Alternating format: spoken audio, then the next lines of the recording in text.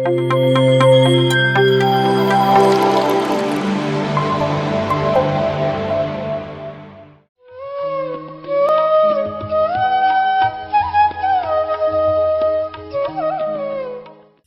ಆತ್ಮಬಂಧುಗಳಿಗೆ ನನ್ನ ನಮಸ್ಕಾರ. ಮೊದಲನೆಯಾಗಿ ನಮ್ಮ ಬ್ರಹ್ಮಶ್ರೀ ಸುಭಾಷ್ ಪತ್ರಿಜಿ ಅವರಿಗೆ ಅನಂತ ಕೋಟಿ ಸಾಷ್ಟಾಂಗ ನಮಸ್ಕಾರ. ಒಂದು ಗೃಹಿಣಿಯಾಗಿ ಏನೆಲ್ಲ ಮಾಡಬಹುದು ಅಂತ ತಿಳಿಸ್ಕೊಟ್ಟಿರುವಂತಹ ಗುರು, ಒಂದು ಮಾತೃಮೂರ್ತಿ, ಒಂದು ಫ್ರೆಂಡ್, ಒಂದು ಪಿತಾಮಹ. ಯಾವ ಕ್ಯಾರೆಕ್ಟರ್ಗೆ ಎಲ್ಲೂ ಕಡಿಮೆ ಇಲ್ಲ. ಎಲ್ಲ ತತ್ವಗಳನ್ನು ಅವರಲ್ಲಿ ಇಟ್ಕೊಂಡು ನಮ್ಮೆಲ್ಲರಿಗೂ ಮಾರ್ಗದರ್ಶನ ನೀಡ್ತಿರುವಂತಹ ಆ ಮಹಾನ್ ಚೇತನಕ್ಕೆ ಜೋರಾಗಿ ಚಪ್ಪಾಳೆ. ನಿಜವಾಗ್ಲೂ ಅವ್ರ ಬಗ್ಗೆ ಏನೇನು ಹೇಳಬೇಕು. PSS ಮೂಮೆಂಟಲ್ಲಿ ನಾನು 2004 ಬಂದೆ. 1997 ಅವರಿಂದ ನನಗೆ ಆಂಧ್ರ ಪ್ರದೇಶದಲ್ಲಿ ಪುಂಗನೂರು ನನ್ನ ಹುಟ್ಟಿದಂಥ ಪ್ಲೇಸಲ್ಲಿ ಧ್ಯಾನ ಸಿಕ್ತು. ಆದರೆ 2004 ಧ್ಯಾನ ಪ್ರಚಾರದಲ್ಲಿ ತೊಡಗಿಸ್ಕೊಂಡೆ.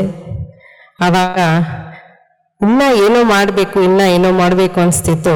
ಈಜಿಪ್ಟಲ್ಲಿ ಪತ್ರಿಜಿ ಅವ್ರನ್ನ ಮೀಟ್ ಮಾಡಿದ್ದೆ. 3rd ಟೈಮ್ ಈಜಿಪ್ಟು ಟ್ರಿಪ್ ಹೋದಾಗ ಸಾರ್ ಜೊತೆ ಹೋಗಿದ್ದೆ. ನನಗೆ ಗೊತ್ತಿಲ್ಲದೇ ಪತ್ರಿಜಿ ಪಕ್ಕ ಕೂತಿದ್ದೀನಿ. ನೆನಪಿಲ್ಲ ಪತ್ರಿಜಿ ಇದ್ದಾರೆ ಅಂತ. ಕುತ್ಕೊಂಡು ಮ್ಯೂಸಿಯಮಲ್ಲಿ ಇನ್ನೂ ಮಾಡಬೇಕು ಅಂತ ಮಾತಾಡ್ಕೊಳ್ತಾ ಇದ್ದೀನಿ ನಾನು. ಇನ್ನೂ ಟೈಮ್ ಇದೆ, ಇರು ಮಾಡಿ ಎಲ್ಲನೂ ಅಂತ ಹೇಳಿದ್ರು. ಅವಾಗ ಆವತ್ತಿಂದ ಅವರ ಜೊತೆ ಒಡನಾಟ. ನಮ್ಮ ಮದುವೆ ಆಗಿರೋ ಊರಲ್ಲಿ ಶಿಡ್ಲಘಟ್ಟ, ಅಲ್ಲಿ ಧ್ಯಾನ ಪ್ರಚಾರದಲ್ಲಿ ಸುತ್ತು ಹೋಗ್ತಾ ಚಿಕ್ಕ ಮಗು, ನನ್ನ 2ನೇ ಮಗಳು, ಅವನು ತಗೊಂಡು ಕ್ಯಾರಿ ಎತ್ಕೊಂಡು ಪ್ರಕೃತಿಗೆ ಹೆಂಗೆ ಸರೆಂಡರ್ ಹಾಕಿದ್ವಿ ಅಂದರೆ, ಎಲ್ಲಿ ಕರ್ಕೊಂಡೋದ್ರೆ ಅಲ್ಲಿ ಹೋಗೋದು, ಯಾರನ್ನು ಹೊಸನ ಪರಿಚಯ ಮಾಡ್ಕೊಳ್ಳೋದು, ಧ್ಯಾನದ ಕ್ಲಾಸಸ್ ಹೇಳ್ಕೊಡೋದು. ಆ ಮಗುಗೆ ಕ್ಯಾರಿ ಕೊಟ್ಬಿಟ್ರೆ ಅಲ್ಲಿ ತಿನ್ಕೊತಾ ಇರೋದು, ನನ್ನ ಕ್ಲಾಸಸ್ ಹೇಳ್ಕೊಂಬರೋದು. ನಾನು ಏನು ಹೇಳ್ತಿದ್ದೀನಿ ನನಗೆ ಹೇಳೋ ಕೆಪಾಸಿಟಿ ಇದೆಯಾ ಅಂತ ಕೂಡ ಇಲ್ಲ, ಅಷ್ಟು ಚೆನ್ನಾಗಿ ಚಾನಲಿಂಗ್ ಆಗೋದು. ಪ್ರತಿ ಕ್ಷಣ ಪತ್ರಿ ಸರ್ ಇರ್ತಾಯಿದ್ರು. ಆಗಿಂದಾನೇ ಆ ಚೇತನದ ರೂಪದಲ್ಲಿ. ಈಗ ನಾವೆಲ್ಲ ಆ ಚೇತನ ರೂಪ ನಾವು ಎಕ್ಸ್ಪೀರಿಯನ್ಸ್ ಆಗ್ತಿದ್ವಿ. ಅಂದರೆ he is not a body. ಆವಾಗಿಂದನೇ ಆ ಚೇತನತ್ವದಿಂದ ನಮ್ಮ ಜೊತೆ ಕೆಲಸ ಮಾಡ್ತಿದ್ರು ಅಂತ ಆವಾಗಿಂದ ಎಕ್ಸ್ಪೀರಿಯನ್ಸ್ ಆಗೋದು.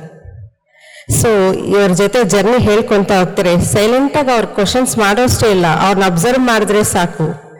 ಎಷ್ಟೋ ಮೆಸೇಜಸ್ಸು, ನಾವು ಹೇಗೆ ಜೀವಿಸ್ಬೇಕು, ಹೇಗಿರಬೇಕು, ಹೇಗೆ ಮಾತಾಡಬೇಕು, ಪ್ರತಿಯೊಂದನ್ನು ಪತ್ರಿ ಸರಿಂದ ಕಲಿತಾ ಬಂದೆ. 2009 ನ್ಯಾಷನಲ್ ಗ್ರೌಂಡ್ಸಲ್ಲಿ ಆವಾಗ ಧ್ಯಾನ ಯಜ್ಞ ಆಗಿತ್ತು. ತದನಂತರ 2011-12 ನೀನು ಕಲ್ಚರಲ್ ಇವೆಂಟ್ ಆರ್ಗನೈಸ್ ಮಾಡಬೇಕು ಅಂತ. ಅವಾಗ ನನಗೆ ಪ್ರತಿ ಬುದ್ಧ ಪೌರ್ಣಿಮೆಯಲ್ಲೂ ಕಲ್ಚರಲ್ ಇವೆಂಟ್ ಆರ್ಗನೈಸಿಂಗ್ ಮತ್ತು ಸ್ಟೇಜ್ ಆರ್ಗನೈಸ್ ಮಾಡಬೇಕು ಅಂತ ಅವ್ರು ಹೇಳಿದರು. ಆವತ್ತಿಂದ ಮಾಡ್ಕೊತಾನೆ ಬಂದಿದ್ದೆ. ಎಷ್ಟೋ GFSS GCSS ಪ್ರೋಗ್ರಾಮ್ಸ್ ಕೂಡ ಸಾರು ವಹಿಸ್ಕೊಂಡು ಇದು ಮಾಡಬೇಕು ಅಂತಿದ್ರು. ಆಗಿರೋ ಇನ್ಫೀರಿಯಾರಿಟಿ ಕಾಂಪ್ಲೆಕ್ಸಲ್ಲಿ ಎಷ್ಟೋ ಭಯ ಆಗ್ತಿತ್ತು. ಆದರೆ ಬರ್ತಾ ಇದ್ದೀನಿ ಎವ್ರಿಥಿಂಗ್ ಆರ್ನೇಟ್ ಮೇಡಮ್ ಅಂದರೆ ಎಸ್ ಸಾರ್ ಅಂತ ಅದಂಗೆ ಒಳಗಡೆಯಿಂದ ಹೊಟ್ಟೋಗ್ತಾ ಇತ್ತು.